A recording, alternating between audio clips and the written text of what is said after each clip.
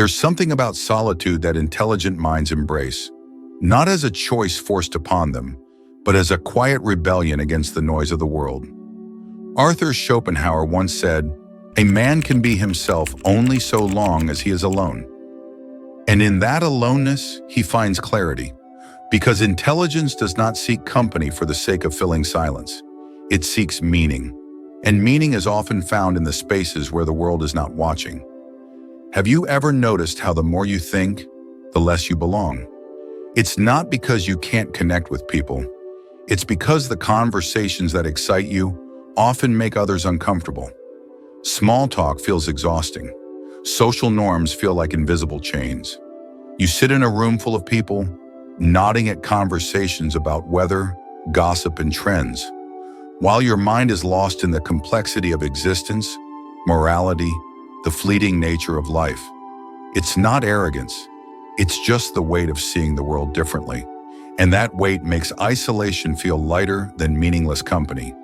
But here's the truth. Intelligent people don't avoid social life out of hatred for others. They do it because they value depth over frequency. They crave conversations that set their minds on fire, not ones that burn their energy for nothing. They are not antisocial. They are selectively social. And in a world that glorifies being busy, being surrounded, being validated, choosing solitude is an act of self-respect. Yet society tells you there's something wrong with you. It makes you believe that not craving constant social interaction is a flaw, that silence is loneliness, that being alone means being incomplete. But let me ask you this. Have you ever felt more alone in a crowded room than in the comfort of your own thoughts? That's because true loneliness is not the absence of people. It's the presence of people who make you feel unseen. Think about it. Why do people fear being alone? It's because they are afraid of facing themselves. They need distractions, validation, noise, because silence forces them to confront their deepest thoughts, their insecurities, their fears. But intelligent minds, they do not fear solitude. They embrace it, because within it, they find truth. They find freedom. The world pushes you to belong, to fit in, to follow the rhythm of social life as if it's the only path to happiness. But some minds don't work that way.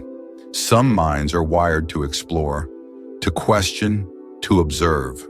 They don't chase connections, they analyze them. They don't engage in every conversation, they choose their words carefully. And because of that, they are often misunderstood.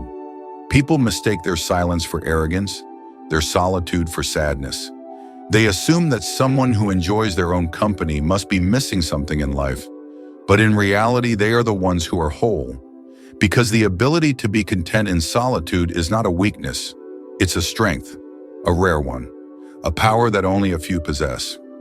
Ralph Waldo Emerson once wrote, "To be yourself in a world that is constantly trying to make you something else is the greatest accomplishment." And that is where intelligent people find peace. They don't waste their time pretending, forcing connections, or seeking approval from a world that doesn't understand them. They don't measure their worth by how many friends they have, but by how deeply they know themselves. And yet, despite this, there are moments when even the most intelligent minds wonder, am I missing out? Am I supposed to want what others want? Am I truly free, or am I just alone? These questions creep in during quiet nights, when the weight of solitude feels heavier than usual. But here's the paradox. The more deeply you understand life, the more you realize that happiness isn't found in endless social interactions. It's found in purpose, in passion, in depth.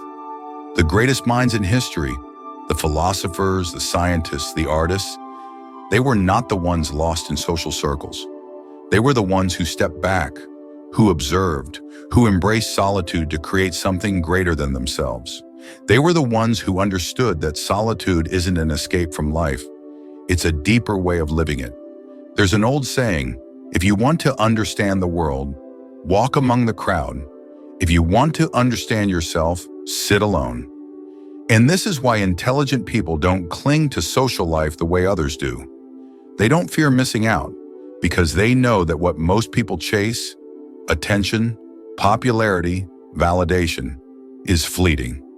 What lasts is what they build within themselves. So if you've ever felt like you don't fit into the social structures around you, remember this. It's not because you are broken. It's because you see life through a lens most people don't even realize exists. And that is not loneliness. That is freedom.